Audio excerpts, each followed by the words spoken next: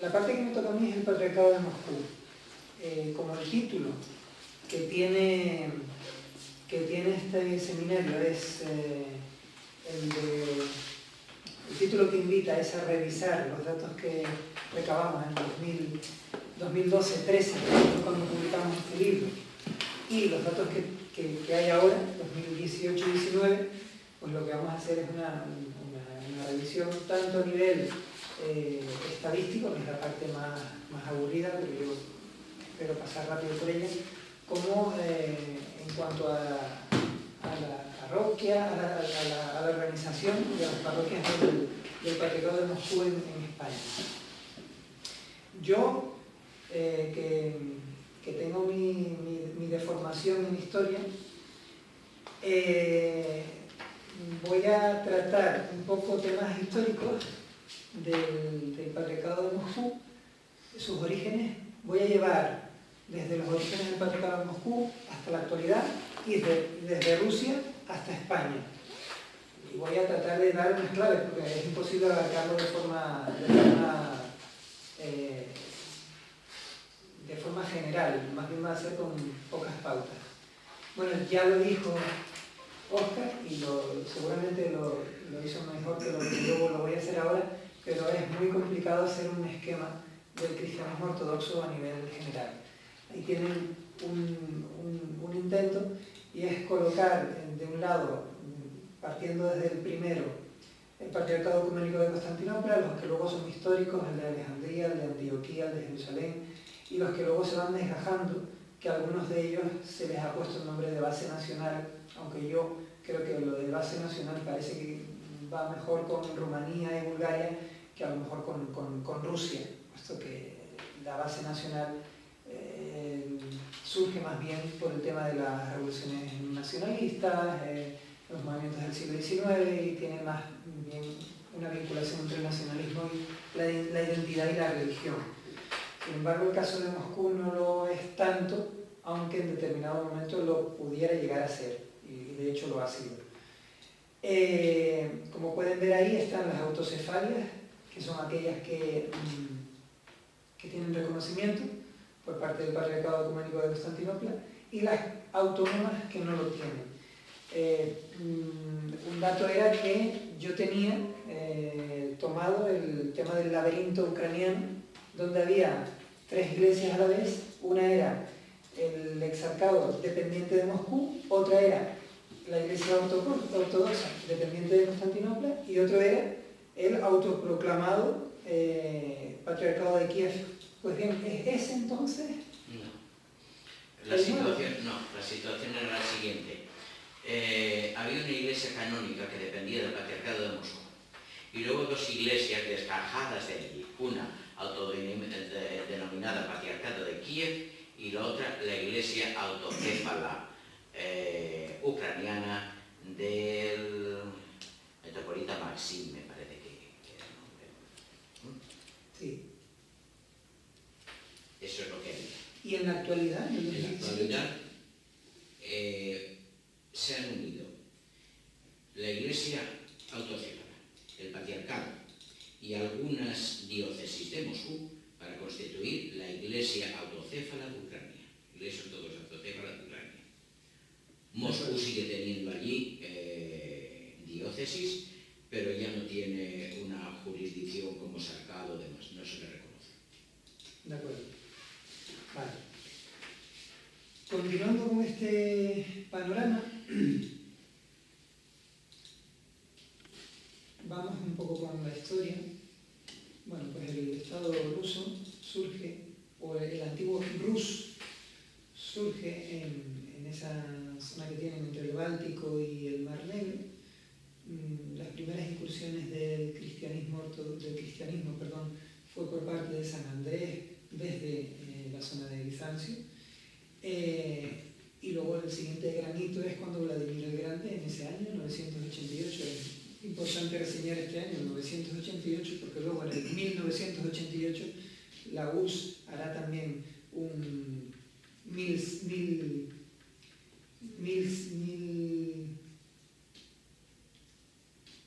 aniversario de ese acontecimiento, el milenio de ese acontecimiento.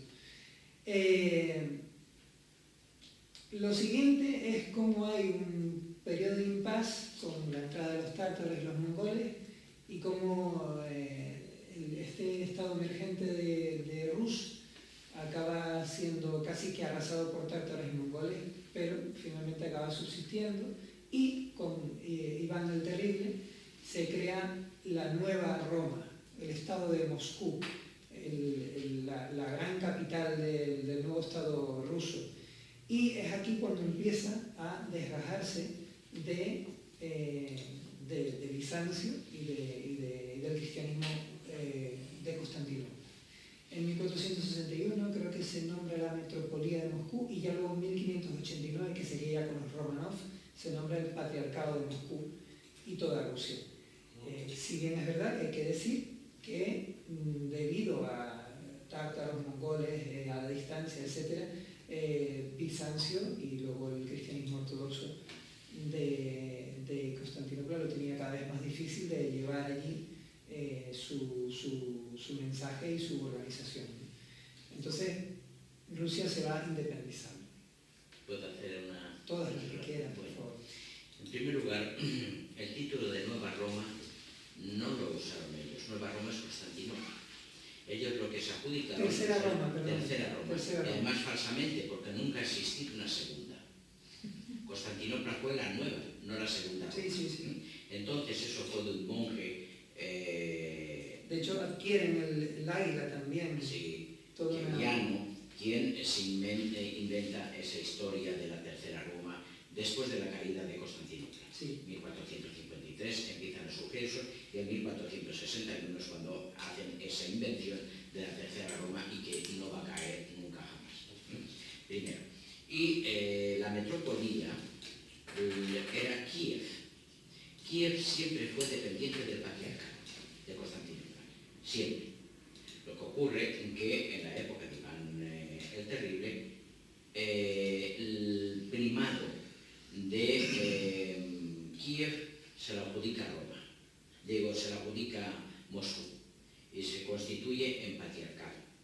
Patriarcado constituido por sí mismo, que es una manera ilegal de constituirse, puesto que la autocefalía y el título de patriarcado lo da el patriarca de Constantinopla. Todo lo demás son falsos.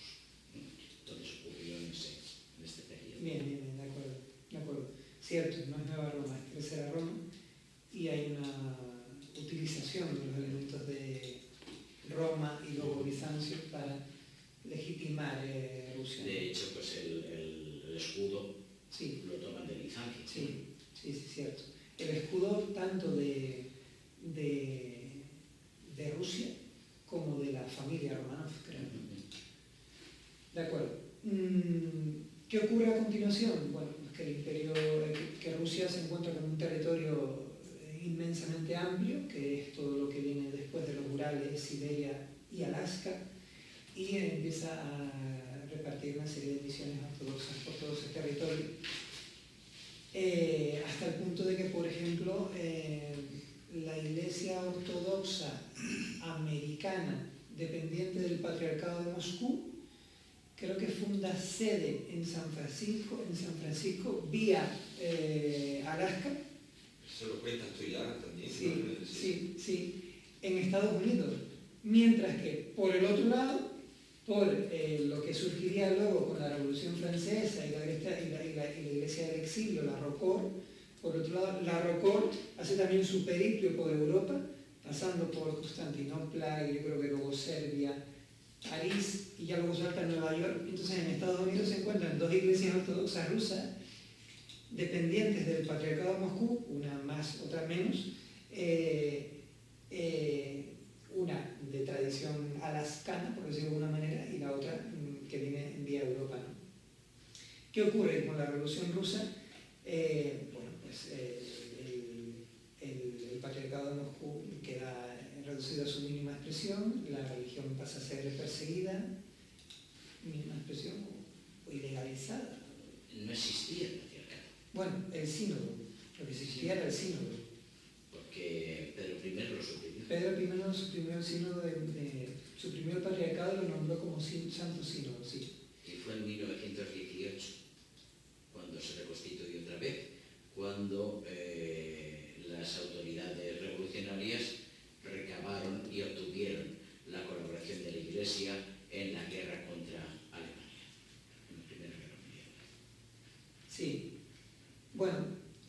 convulso siglo XX desarrolló una serie de movimientos como el que ya he dicho, de la Iglesia Ortodoxa Americana, de la ROCOR, que es la Iglesia Ortodoxa Rusa en el exilio, y de toda una serie de iglesias dentro de Rusia que tratan de subsistir, como la iglesia de Catacumba, etc., malamente, ¿no? Aunque también es verdad que dentro de Rusia, dentro de la URSS, perdón, después de 1917, dentro de la URSS, la persecución hacia la ortodoxia, la persecución hacia la religión no siempre fue igual. Digamos que a los protestantes se les permitía más, a los ortodoxos menos, y también se dieron las pulsiones históricas, pues durante la Segunda Guerra Mundial creo que se abrió un poquito más la mano y hubo más, se dejó un poco más, pero luego inmediatamente cuando acabó la Guerra Mundial con Khrushchev, creo que ya volvió otra vez a perseguirse la ortodoxia, ¿no? Bueno, todo esto es el resultado de la URSS y de su antirreligiosidad, todo lo que luego generó. ¿Pero qué ocurre? Que cuando la URSS cae, primero el muro de Berlín, luego cae la URSS, 1991, antes había habido ese acontecimiento de 1988, donde se festejó el milenio de Vladimir el Grande, que se convirtió al cristianismo, ¿no? Había una serie de elementos al final de la URSS con la perestroika y con Gorbachev, donde existió cierto aperturismo y se empezaba a abrir la mano a lo que antes eran las persecuciones, que ya no lo eran tanto, y a dejar que, de forma muy soslayada todavía, se volviera otra vez digamos, a dejar hacer culto a la ortodoxia rusa, ¿no? Claro, tenemos una estructura brutal. Para empezar, Rusia no es una nacionalidad. Rusia es una federación donde dentro hay muchas etnias y muchas otras nacionalidades. Y la gestión de este extenso territorio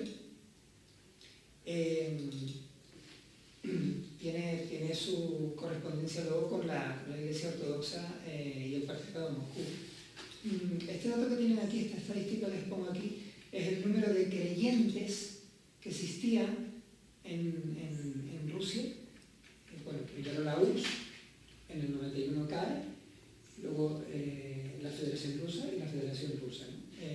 Cada 10 años, como el número en azul, el número de creyentes ha aumentado, ya digo, por ese efecto de recuperación de la religión en el país donde fue perseguida. Entonces, fíjense que en esta fecha, 2010, ya en el 2019 donde estamos, probablemente esa cifra sea la de 3/4. Dentro de Rusia, la gran mayoría es la ortodoxia rusa en cuanto a religiones. Luego están los musulmanes, acuérdense de las repúblicas de Centroasia, Bujara, Samarcanda, etc. Y luego un grupo interesante de protestantes, católicos, judíos, que normalmente están asentados en la zona del Báltico, y budistas y otras, ¿no? Claro, este panorama a nivel mundial, el Patriarcado de Moscú está dividido por un lado en diócesis y por otro lado en iglesias. Las diócesis normalmente están extendidas en Europa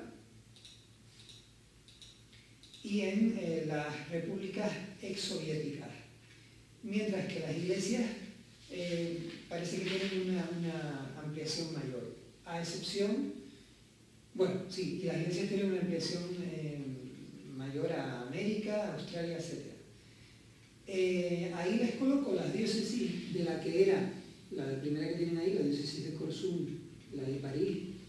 A esa estaba vinculada todo el movimiento de la Iglesia rusa en España y Portugal. Pero desde enero de este año tenemos una nueva diócesis, que es la de Madrid y Lisboa, aunque está nombrada en otros sitios como diócesis de Portugal y España, pero yo creo que el nombre adecuado es Madrid y Lisboa, puesto que parece que el nombre siempre suele ser el de capitales. la de Londres, la de París, me imagino que la de Madrid puede ser un nombre oficial. Creo que la organización eclesiástica tiene un nombre, que es España-Portugal, y el título personal del arzobispo es arzobispo de Madrid y Lisboa. Bueno, el propio patriarcado ya es de Moscú y también es el patriarcado de Bucarest o, bueno, de Constantinopla, claro, también. De acuerdo. Bien, con este, no se olviden también de la ROCOR, que hasta no hace poco tenía jurisdicción en muchas partes del mundo, o sea, tenía parroquias en Canadá, en Estados Unidos, en Argentina, en Chile, también en Australia. El hecho de que haya habido comunidades, parroquias y comunidades del cristianismo ortodoxo en la zona de Argentina, Chile, Uruguay, ha sido interesante porque los ortodoxos rusos que llegaron a España en los últimos 15 años, que hablaban ruso y no español, al principio, ahora ya hablan un poquito más de español, se veían en el problema de cómo desarrollar su liturgia ante un público que podría ser potencialmente o en el que podría haber españoles. Entonces han acudido en determinadas ocasiones a consultar a sus homónimos de Buenos Aires para que les faciliten textos con la liturgia en castellano y poder así dar todo su liturgia en ruso y la otra mitad en castellano, como a veces hacen en algunas de sus parroquias en la península, en España. Con el inconveniente de que han traído también los modismos de allí, Sí, con lo que aquí no se enteran sí, los españoles. efectivamente. Bien. Lo que ya un poco contó Óscar. Hay que hacer un poco de historia en el sentido de que el Imperio Ruso y el Imperio Español en el siglo XVII, XVIII y parte del XIX tienen elementos en común. El primer elemento en común son los enemigos. En primer lugar, el turco. El enemigo turco, que lo tienen los rusos y que lo tienen los españoles. Y otro, también será más adelante el enemigo napoleónico. Napoleón será también tanto enemigo para Rusia como para España. Entonces esto va a crear cierta hermandad o cierta relación que aprovecharán los rusos y los españoles para enviarse esas embajadas. Y también otro hecho es cómo administrar un territorio imperial tan grande, tan administrativamente complejo como lo es en el caso español América o en el caso de Rusia, todo lo que es Siberia y Australia, ¿no? Perdón, Siberia y Alaska. Por eso se dan esas embajadas. Y esas primeras embajadas pues traen en el caso de Madrid, traen sus primeras legaciones con sacerdotes y establecen una pequeña capillita y por ahí empieza un poco a emerger el tema de la relación entre Rusia y España. El otro elemento que habría que señalar también es cómo, esto lo hablará mejor Vicky, cómo en Menorca hay una serie de circunstancias donde la isla hay una comunidad griega que se establece en Menorca y colocan una iglesia que es la iglesia de San Nicolás, como dijimos antes. Esta iglesia en un momento dado es refugio no solo para griegos o para ortodoxos de la zona de Grecia y de Bizancio, sino que también para aquellos otros ortodoxos búlgaros como rusos. Entonces, bueno, en el caso mío hubo un caso de la flota rusa en el que en su guerra contra el turco y en su pacto con los españoles y con los franceses tuvieron que arribar a la isla de Menorca porque tenían un brote de escorbuto en su barco y tuvieron que ser enterrados algunos tripulantes y el hijo del almirante de aquella flota, ¿no? Y aquello es un acontecimiento que ha sido tomado por la Iglesia Ortodoxa también, junto con las embajadas, para explicar los orígenes de la Iglesia Ortodoxa en el territorio español, aunque en aquella época Menorca no era territorio español y las embajadas rusas no eran territorio español, sino que lo que ha servido a ellos para empezar a hablar de la historia de la ortodoxia rusa en España. Perdón, entiendo que esa iglesia no es ya ortodoxa, ¿no? No, no es ortodoxa. Ya no es ortodoxa. Es la iglesia de La Inmaculada Concepción. Inmaculada Concepción. Es una parroquia católica, pero es una situación registral y jurídica muy compleja, de tal forma que creo que si la reclamáramos, como nos dicen muchos, nos la darían porque la inscripción es de una familia griega, la familia Dadikos. Pero meternos en un follón de este tipo cuando estamos disfrutando de la hospitalidad ecuménica de la Iglesia Católica en todo lo demás, Claro. y aparte que cuando vamos celebramos aquí, yo he celebrado. Porque esta iglesia es propiedad de una familia griega. Sí, De acuerdo. en el registro continúa. De acuerdo. Bueno, fue una evolución muy esta y ya hablaré. El otro factor interesante en esto de las primeras relaciones entre los ortodoxos rusos y España es la visita de Kustodiev, que es un sacerdote vinculado a las embajadas que oficia en la iglesia de Santa Magdalena en Madrid, que está dentro de la embajada otra vez, y hace también oficio en Madeira y Lisboa, según tengo entendido. ¿Qué ocurre? Que, bueno, pues por vicisitudes históricas, cuando España empieza a abrazar el liberalismo y se aleja del absolutismo, esto no gusta a los zares, entonces empiezan a, por decirlo rápido, cortarle el grifo a la embajada y a la embajada y a la iglesia que está dentro de la embajada. Entonces, bueno, pues finalmente acaban cerrando la embajada en Madrid. Esto sería alrededor de 1880 o algo así. Y se ven obligados a cierrar. Entonces, ¿qué hacen con todo el material que tenían en esa embajada? Todos los objetos litúrgicos, pues, entre otras cosas, lo demandan en sitios donde ya hay iglesias ortodoxas en América, como son la iglesia de Primero Buenos Aires y luego la de Rosario, que tiene, entre otras cosas, el famoso cuadro donde aparece Santa Magdalena. El siguiente capítulo es la guerra civil, que lo dijo también un poco Óscar, pero yo voy a profundizar un poco más. Si bien es verdad que la imagen que ha quedado del ruso en la guerra civil y en el franquismo fue la imagen del ruso como el rojo, del ruso como el soviético, porque eso al final casi que eclipsó a los otros rusos no soviéticos, con todo aquello que existía del oro de Moscú y todas aquellas acusaciones que le hacían los partidarios de la no república a los republicanos por estar vendidos a los rusos, a los soviéticos. Es verdad que ese mundo eclipsó, y también luego desde el franquismo, a un movimiento que sí que existió en España, como fueron los rusos blancos. Los rusos blancos fueron los que apoyaron al bando, fueron mucho menos que los rusos rojos, pero apoyaron al bando franquista y luchaban también en ese sentido en la guerra civil, entendiendo que la lucha contra el comunista o la lucha contra el republicano era una lucha que también ya venían librando en Rusia contra los bolcheviques. Entonces veían una sinonimia en este aspecto, ¿no?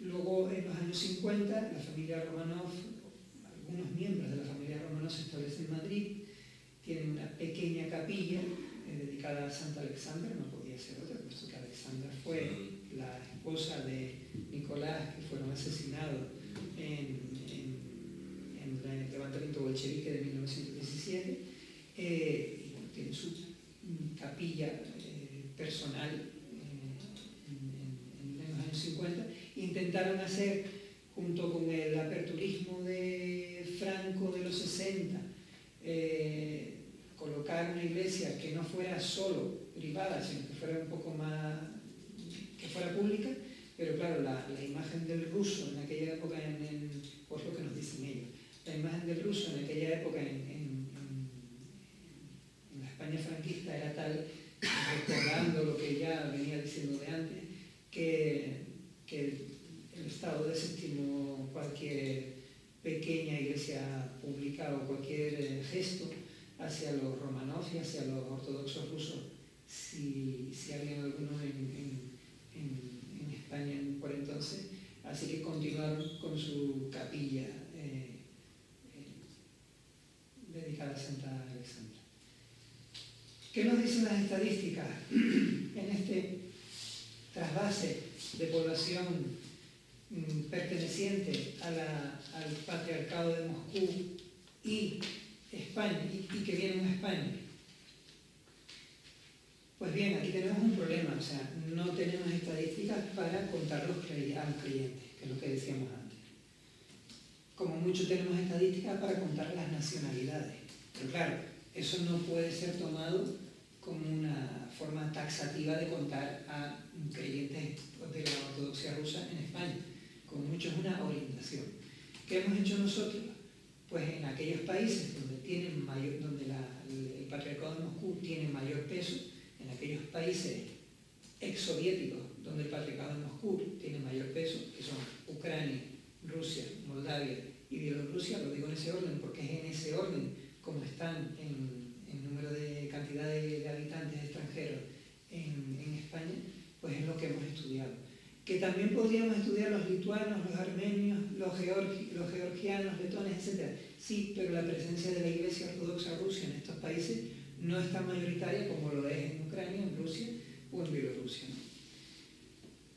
¿Por qué digo esto? Porque puede que de los 18.000 lituanos que hay en España, alguno pertenezca a la Iglesia Ortodoxa Rusa, ¿vale? Pero mayoritario, en cuanto a número podría ser mucho más significativo los ucranianos y los rusos que por ejemplo el resto. Estas cifras son del 2012, pero si estas cifras, bueno, eso lo digo mejor después. En cuanto vemos aquí las tendencias, lo que vemos es que mayoritariamente el grupo es de rusos y de ucranianos en cuanto a nacionalidades en España. Y luego dos nacionalidades un poquito más minoritarias, como son los moldavos y los bielorrusos. Los moldavos los tenemos estudiados en España, pero ocurre algo muy significativo. Hay una cantidad de moldavos muy importante en Cantabria. Esto debido ser al hecho de que varias familias se asentaron en esa zona y funcionaron como un reclamo a aquellas otras familias de moldavos que venían a España y se asentaron en esta zona por ser más cómoda la acogida que en otras donde a lo mejor tendrían que empezar desde cero cuando ya aquí tenían algo avanzado la llegada, ¿no? Y en cuanto a los ucranianos también tenemos ese elemento, que es que aparecen muy significativamente registrados como nacionalidad en lo que decías antes, en Murcia y en la zona de Almería.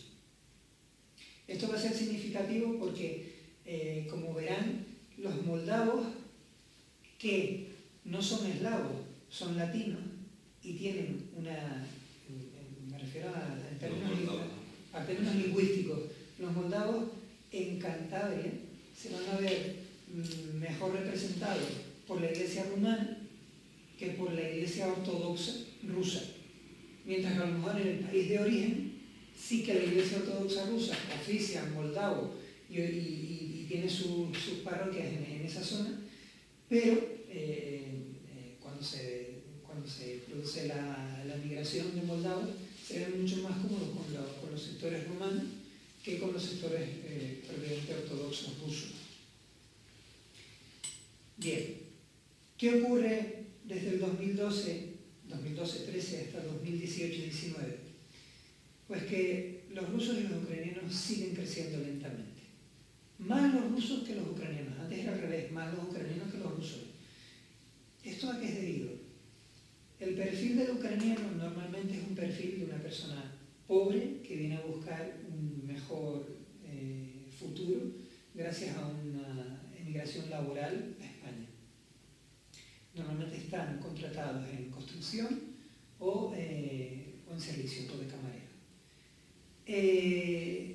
Y hay también hay una separación sexual. Ellos construcción, ellas Servicio doméstico. limpieza, servicio doméstico. Pero los rusos no. Los rusos tienen un nivel adquisitivo un poco mayor y los rusos van buscando las zonas de retiro turístico y los rusos van a estar detrás de proyectos de envergadura donde colocan capital y hacen financiaciones importantes para que surjan iglesias ortodoxas rusas propias. Pero ¿qué ocurre? Con el conflicto ruso-ucraniano que ha existido recientemente, claro, se da una circunstancia y una paradoja que es, los ucranianos acaban sirviéndole a los rusos como personal doméstico o como camareros y los rusos acaban teniendo un papel preponderante como personas que tienen dinero, personas que tienen un nivel adquisitivo alto y luego comparten una misma parroquia. Claro, eso ahí con el conflicto de Crimea eso ha generado una serie de tiranteses y una serie de conflictos fuertes, ¿no? ¿Qué ocurre con los moldavos y los bielorrusos? Pues que se mantienen. Los moldavos y los bielorrusos tienden a tener la misma cantidad de población en España. Esta tendencia es tal que probablemente, si continúa así, no hay ningún sobresalto, probablemente los rusos sobrepasen a los ucranianos ya en el 2030, en el 2020. Si esta tendencia alcista de crecimiento ruso y de crecimiento más lento de los ucranianos la llevaremos a la gráfica y podría darse esa situación. Pero bueno, de aquella pueden ocurrir muchas cosas. ¿Qué ocurre? Vosotros estás hablando de que los ucranianos venían a buscar trabajo en España y a partir del 2012 eso es los ucranianos venían y vienen. Venían y vienen, pero tienen que, obviamente, teniendo en cuenta la crisis en España, la falta de trabajo, pues claro, tendrán que claro, elegir otros sitios a los que emigrar con más posibilidades. Sí, cierto. Y eso ha hecho que los ucranianos yo creo que se estanquen o incluso puedan llegar a decrecer un poco. Mientras que los rusos, a lo mejor los que tienen un nivel adquisitivo alto, pues no. Es verdad, pero también es verdad que la situación en Ucrania es todavía peor que en España. Entonces, y también hay una inercia. Cuando llega la crisis a España, la llegada de ucranianos no para, continúa. Y solo cuando la crisis empieza a resolverse es cuando se aminora. Pero es por un efecto de inercia, no es por un efecto de no vamos para allá que están en crisis. No lo hacen inmediatamente, lo hacen poco a poco, pero cuando lo empiezan a hacer ya es tarde, porque ya no hay tanta crisis. Pero bueno, esos son datos estadísticos y datos de tal que no nos compete demasiado. Por lo menos el tema del patriarcado de Moscú. Yo he tocado esas nacionalidades porque son las más representativas en cuanto están en España y que tienen su peso y que el patriarcado de Moscú tiene su peso en los países de origen. El caso canario yo lo voy a destacar pues, por el hecho turístico, o sea, es una pasada cómo ha crecido la comunidad rusa con un nivel adquisitivo alto. Aquí no hay tanto ucraniano como a lo mejor en Murcia o en Sevilla o en Valencia, que normalmente se sitúan en zonas periféricas de las urbes turísticas y van a trabajar las urbes turísticas, en el caso de los ucranianos, mientras que los rusos prefieren su retiro y su lugar de turismo en zonas costeras y en zonas caras. Y en Canarias se ha potenciado en los últimos 15 años de una forma exponencial, dirigiéndose exclusivamente a Adeje, poco a Arona y casi que muy poco nada en el resto, como a ese lugar predilecto de turismo. Y donde tienen un proyecto que se ha quedado estancado de crear una nueva iglesia rusa propia en suelo cedido por el proyecto ya hablábamos en su día, ¿no? Cuando estábamos con sí, esto, ¿no? Sí. Bueno. Y Adeje, perdón, es como uno de los municipios así de Canarias con más diversidad religiosa, ¿no? Sí. Y también con más diversidad religiosa y también con más turismo. ¿Ah, sí? Sí, se combinan los dos factores. Y por tanto migración también, sí, para el sector servicios. Sí, pero ocurre lo que decía antes, a lo mejor la migración que está buscando un trabajo no va a vivir obviamente en la zona turística, sino va a vivir en el internal, en la zona exterior, pues para luego ir a trabajar ahí y dormir fuera de la DEGE.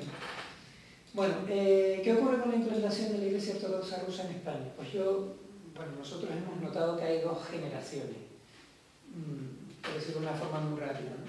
Primero hay un núcleo que se establece en la zona de Alicante y Baleares, que se debe al archimandrita Macari y a Ocio Ferrer, al sacerdote Ocio Ferrer, que ambos son nacidos en España y empiezan a tener su curso, su trayectoria religiosa por el mundo católico y por el mundo anglosajón, o anglicano, perdón, pero luego les acaba seduciendo el mundo ortodoxo y acaban integrándose plenamente en este mundo y finalmente son sacerdotes de la Iglesia Ortodoxa Rusa en España. Uno en la zona de Elche, Alicante, Ocio Ferrer, y otro en la zona de Palma de Mallorca, donde se establece el vicariato de la Iglesia Ortodoxa Rusa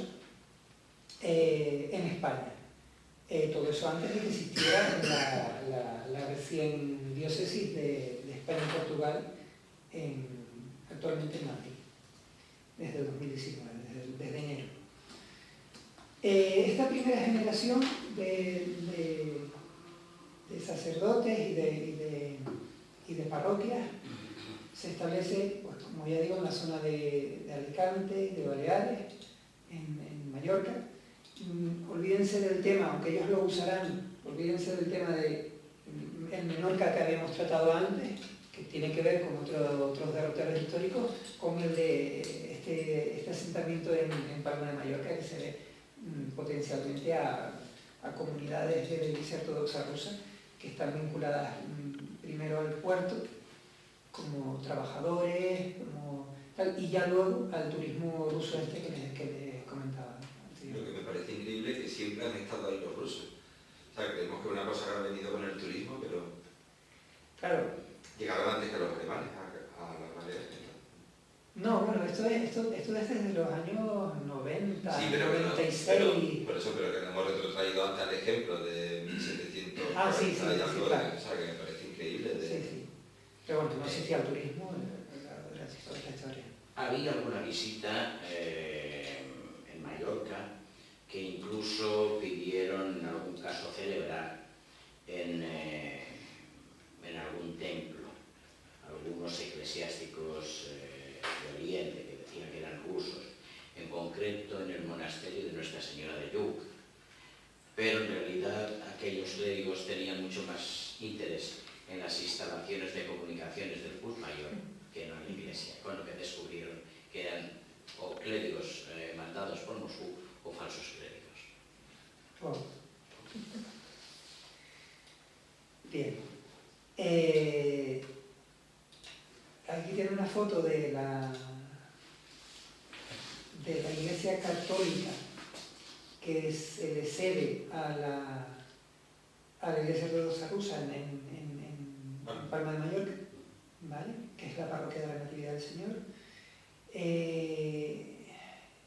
Y aquí tienen pues la parroquia de San Simeón Teólogo, que esto estaría en Alicante, que también tiene otra. Ocio Ferrer llevaba otra. Digo llevaba porque yo creo que se retiró. No. Sí, no, lo que ocurre es que él iba, lo digo porque pertenece a nuestra jurisdicción, a ayudar a establecer en Zaragoza, a nuestra comunidad, que en Zaragoza hay dos comunidades, una con un problema del sacerdote y la otra con otro problema del otro sacerdote. Pero él continuó en activo. Sí, continuó en activo en las dos parroquias, Elche y Alicante. De acuerdo. Bueno, como ven ahí, la zona de Alicante es un local que está alquilado y ejerce, como pueden reunirse en esas condiciones, ¿no? Pero ¿qué ocurre a partir del 2006, 2005, probablemente 2003 en algún caso, que hay una segunda generación. Hay una mayor expansión nacional en el territorio de España, como digo. Ya se sale de los márgenes de Alicante y Baleares, de Valencia y Baleares. El clero es un clero que procede de Rusia, o al menos procede de instituciones de la Iglesia Ortodoxa rusa, en suelo ruso, bielorruso, ucraniano, algún caso de Polonia también creo que hay. Se tratan de feligresías que tienen un mayor nivel adquisitivo, aunque hay que poner matices, hay zonas que no, por ejemplo las feligresías de Murcia, mayoritariamente ucranianas no, las feligresías de Madrid es a media rusa, a media ucraniana, y no destaca tanto por el nivel adquisitivo, pero las de Valencia, las de Tenerife, las de Cataluña, en algún caso, cerca de Roquets de Mar y todas estas zonas turísticas, pues sí. Y todas tienen, o aspiran a tener, o aspiraban a tener en 2013, proyectos constructivos. En el 2013 teníamos este panorama, son alrededor de 20 lugares de culto, 21 lugares de culto, de los cuales la mitad son parroquias, 11, y la otra mitad, 10, son comunidades. Como ven, hay una predilección por el Levante. Córdoba es una comunidad pequeña. Madrid no es zona específicamente turista, pero hay un gran grupo ucraniano y luego ruso, etc. Y luego las del norte, las no catalanas del norte, son pequeñas comunidades donde la Iglesia Ortodoxa rusa intenta tener presencia en esos lugares que recuerdan a la religión cristiana antes del cisma. Y con ellos quieren hacer hermanamientos porque sienten que la religión no estaba todavía, la cristiana no estaba todavía rota y es una especie de vuelta a los orígenes. Lo plantean ellos así. ¿Qué comunidades? La comunidad de Santiago de Compostela, la de Oviedo y la de Vitoria.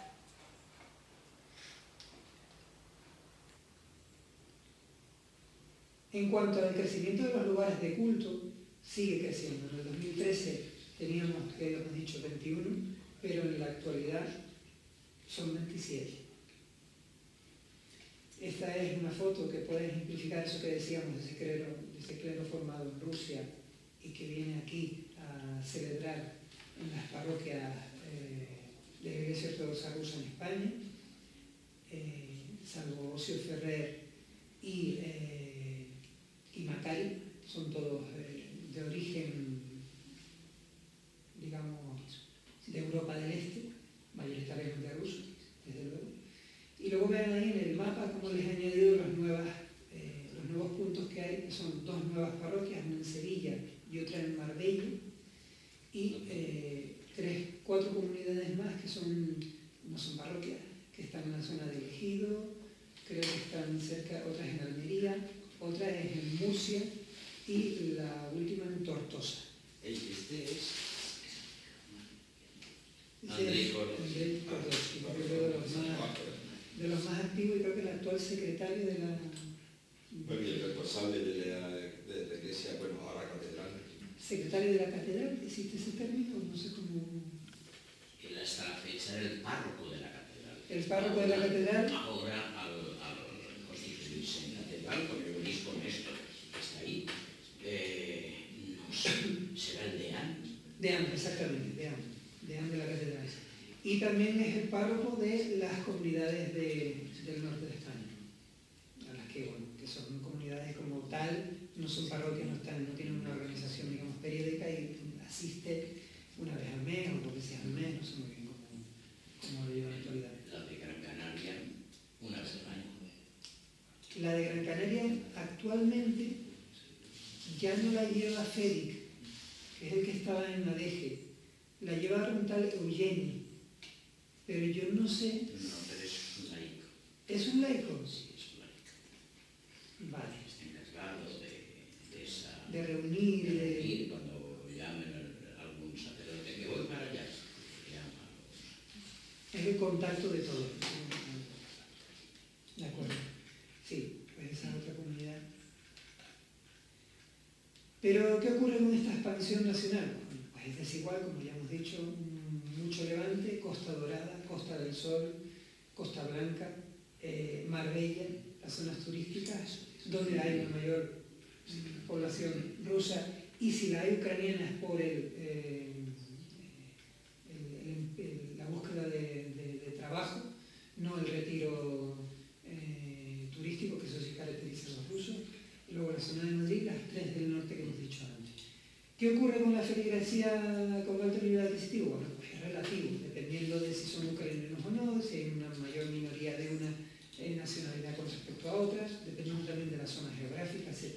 ¿Y qué pasa con los proyectos constructivos? Pues que no están funcionando, están estancados. Es verdad que hay un movimiento de lograr hacer fundaciones para recabar y financiar, recabar dinero y financiar con él estas construcciones, pero los últimos 3 casos que teníamos noticias de él, que eran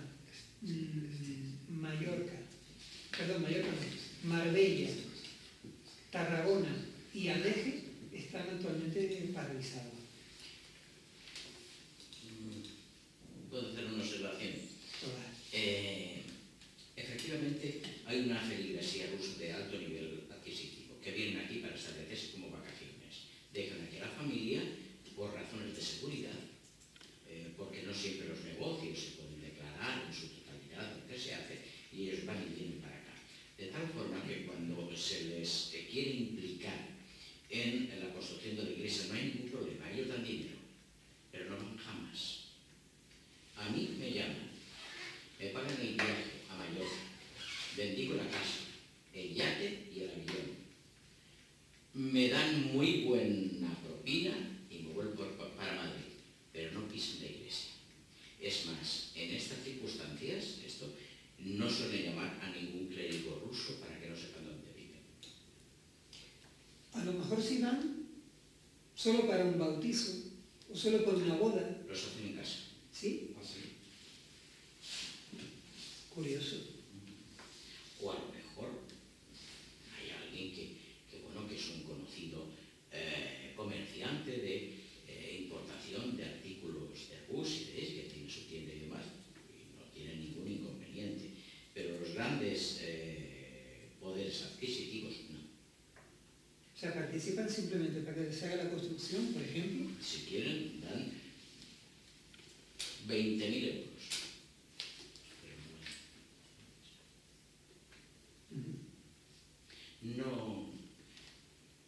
No quieren darse a conocer.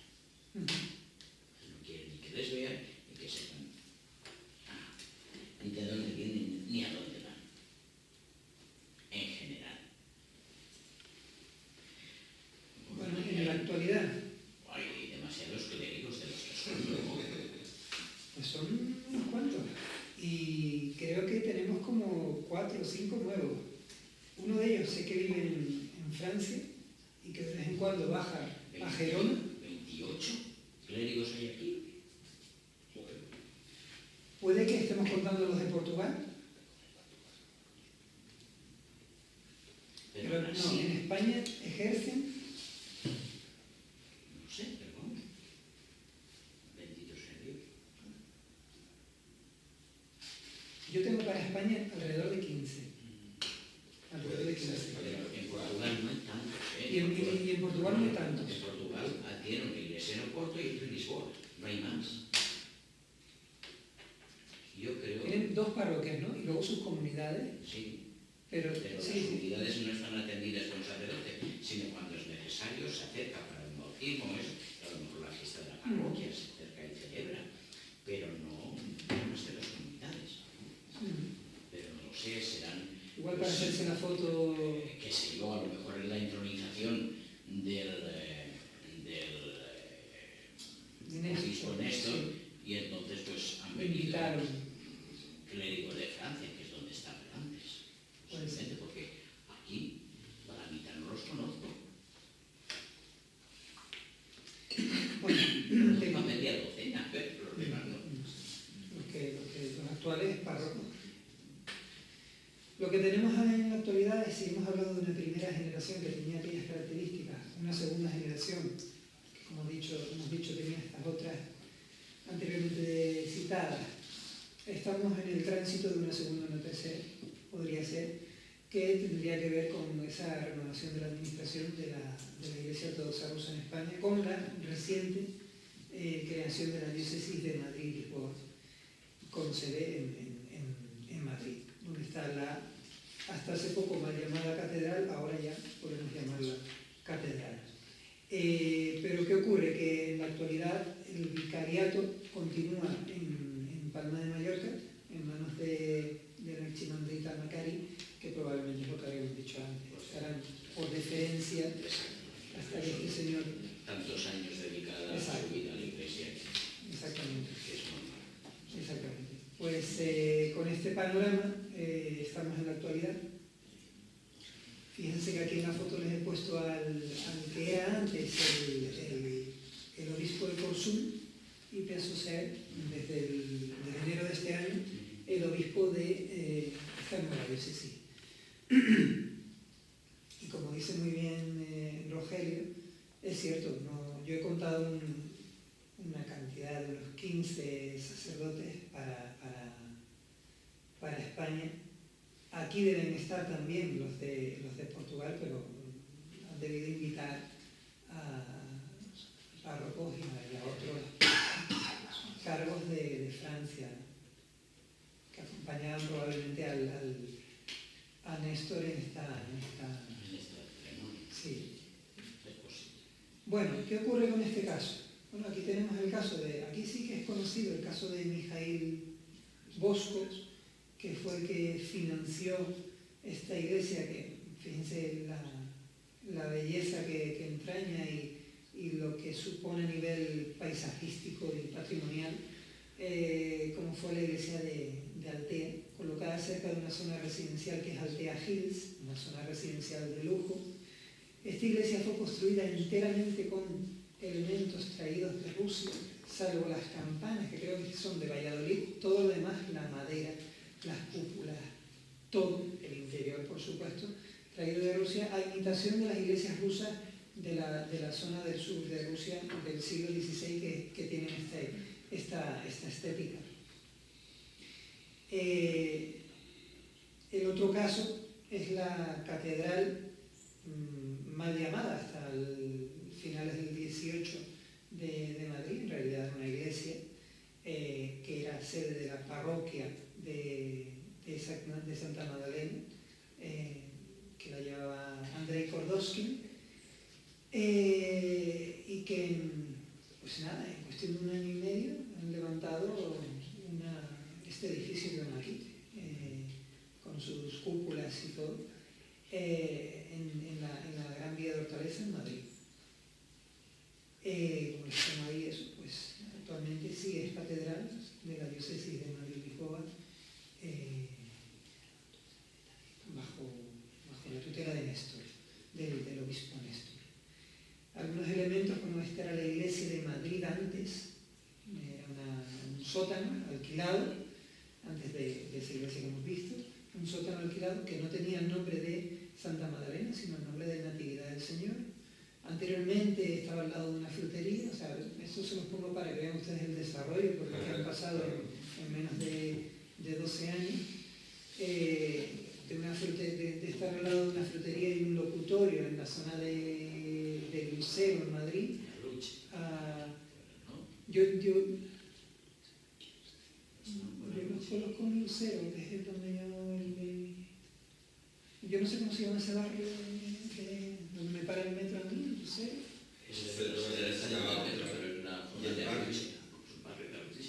Vale. Sí, sé que está allí. Vale. Y como de esa zona pasaron luego a esta, que es un semisótano, donde tenían ahí montada la liturgia y los elementos sacros, luego la de Madrid, que la de Madrid cambió de nombre porque, no sé si recuerdan aquel capítulo anterior que les hablaba de que como antiguamente la embajada tenía una iglesia dedicada a la imagen de Santa Magdalena, pero esa iglesia se cerró y como se cerró, fue a nutrir a otras iglesias de América, como son la de Buenos Aires y luego la de Rosario, finalmente acabaron desde Madrid pidiéndole a los de Rosario que les enviasen el antiguo cuadro que tenían de la Santa Madre. Y bueno, pues lo han recibido, lo han restaurado, como ven ahí está la mitad de la restauración, la mitad restaurada, la mitad no, justo la mitad, y le ha dado nombre a la nueva iglesia actual, catedral de Santa Magdalena en Madrid, ¿no? Con ese elemento que han introducido y que han recuperado. Bueno, Andrei Kordovsky es uno de los sacerdotes más activos, actualmente es deán de la catedral, también párroco de las comunidades que les dije antes en el norte de España, siempre buscando esa vinculación con el cristianismo precismático, donde hay determinadas cruces asturianas, etcétera, que le recuerdan a sus cruces que también existen en la cristiandad oriental. Como en este caso fue para conmemorar a los rusos blancos de los que les hablé, se juntó con el sacerdote de Valencia para hacer esa cruz en conmemoración de los rusos blancos que dieron la vida por la guerra civil, pero esta vez en el lado franquista, puesto que ellos defendían el imperio ruso, la religión ortodoxa y eran antibolcheviques y todo esto. ¿Qué ocurre con el resto de las comunidades? Bueno, pues para ir muy rápidamente, en Andalucía ha habido un movimiento entre Motril, Benalmádena y Marbella para colocar esa posible iglesia, pero todavía en suelo propio, creada por fundaciones rusas y donde se han hecho muchísimos eventos recaudatorios, pero lo único que tenemos es algunos nombres de esas fundaciones, algunos recortes de prensa que a veces son muy buscando siempre el titular,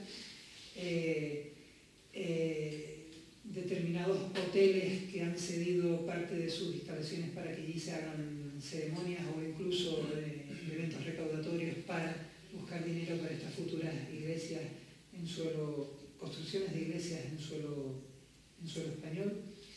Y bueno, todos estos elementos. Luego, lo mismo podríamos decir para Cataluña, donde parece que la zona de Tarragona se ha vislumbrado como aquel lugar donde quieren también construir su propia iglesia, donde también hay un movimiento de fundaciones religiosas para adquirir dinero y financiar esa futura construcción, pero actualmente están paradas. Y les pongo aquí un ejemplo, como es la de Tenerife, que puede ser extrapolable a los casos de Alicante, Torrevieja, en cuanto a la cantidad de feligreses, en cuanto también a las nacionalidades que alberga, etc., cómo ha tenido ese desarrollo, cómo se instituye como parroquia en el 2011, el metropolita Néstor la visita en el 2012, todo esto antes de ser el actual cargo que es el de obispo, cómo el párroco de aquí se codea con grandes empresarios, políticos, embajadores, hay todo un movimiento de visibilización de este grupo, no solo a nivel de construir sus propias iglesias, sino también a nivel de entrelazarse con el tejido político y empresarial ruso asentado, por ejemplo, en Tenerife.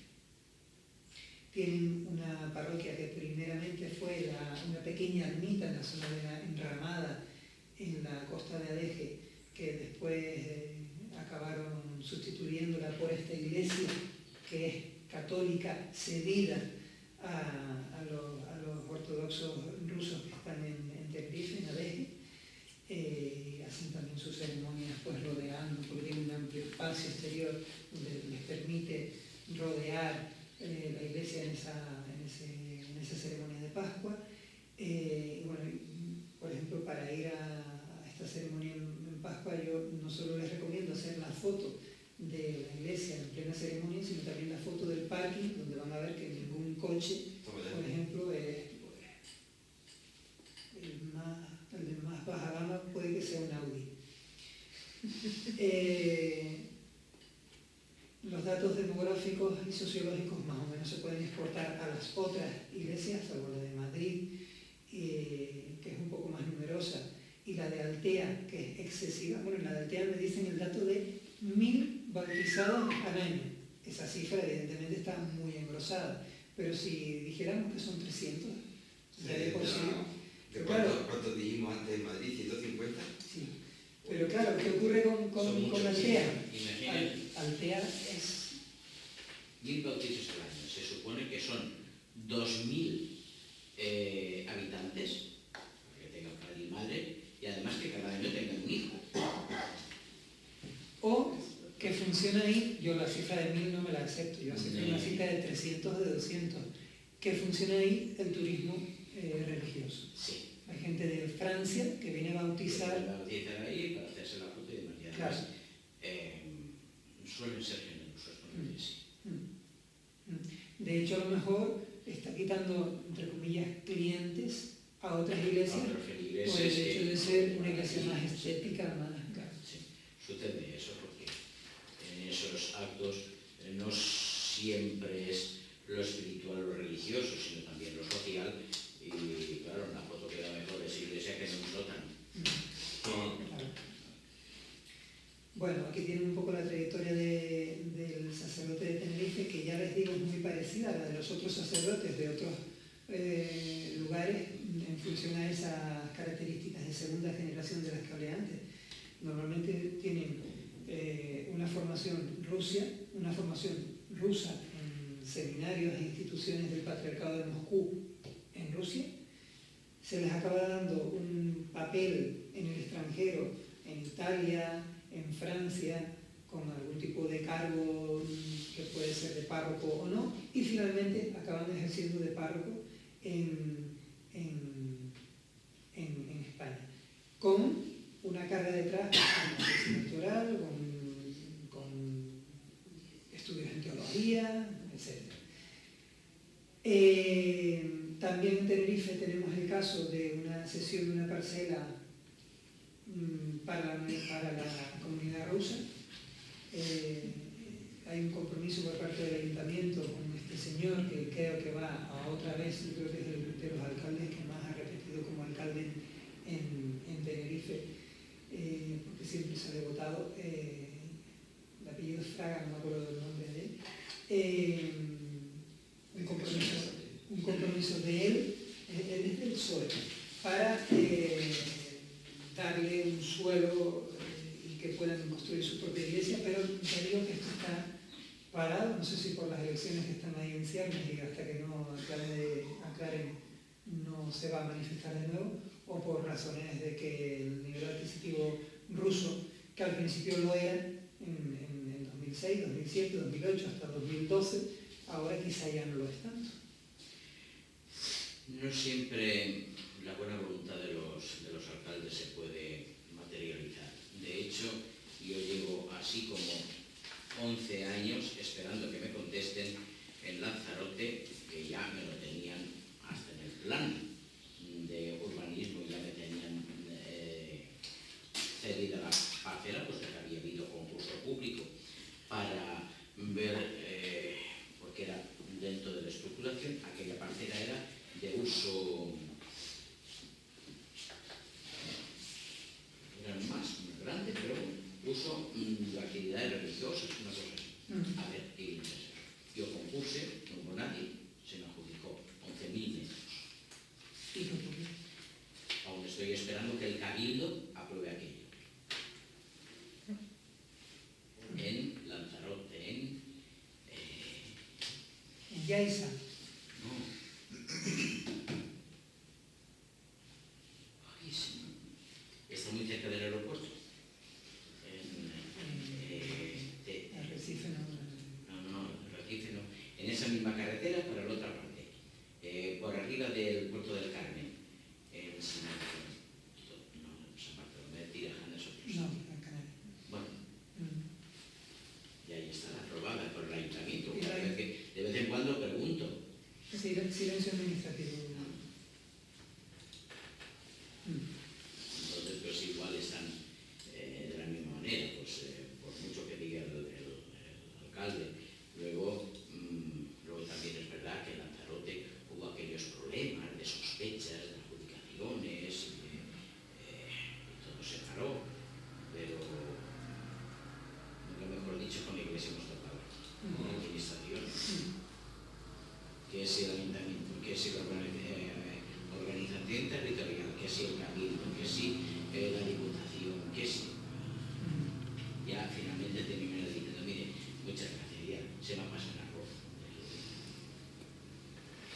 yo casi que para ir acabando.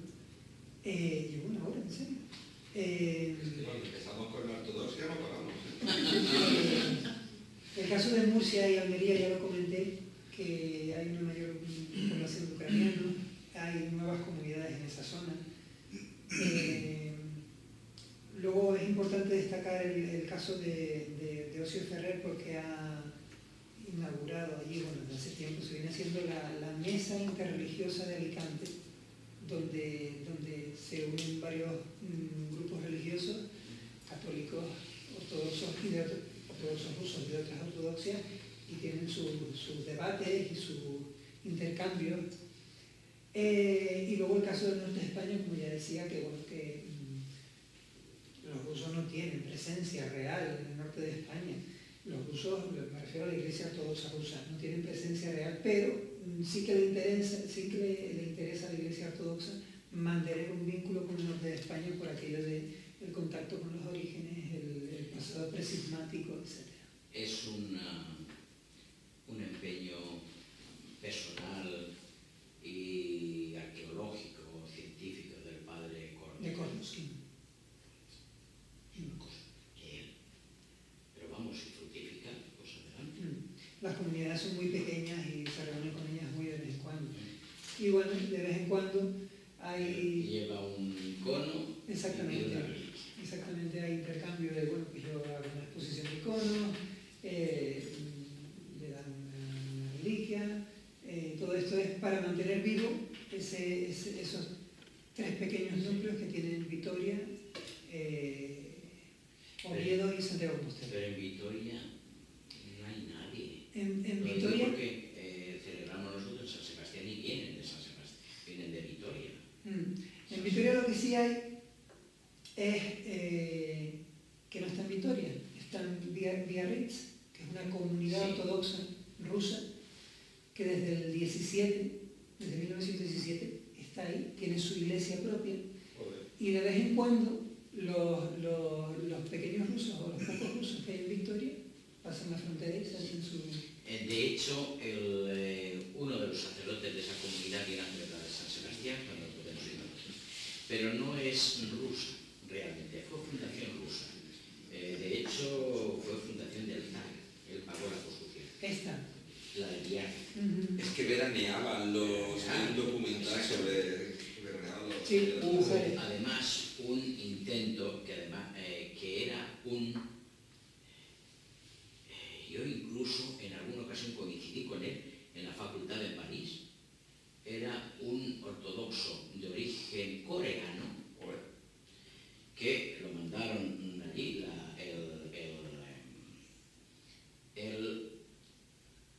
el arzobispado de Tracia rusa en Europa Occidental, dependiente de Constantinopla, lo mandó allí para ver.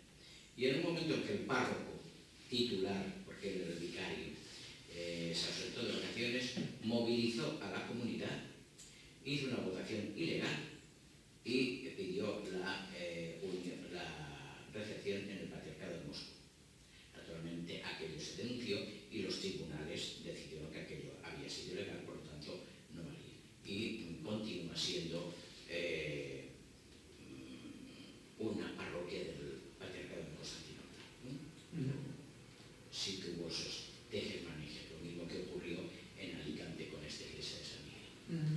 De acuerdo. Pero son situaciones curiosísimas más Sí. a lo largo de la historia. Sí, sí. Bueno, el caso de Cantabria ya lo comenté, aprovecho a Roberto. En Cantabria hay una comunidad de moldavos muy importante que en origen, en Rusia, reciben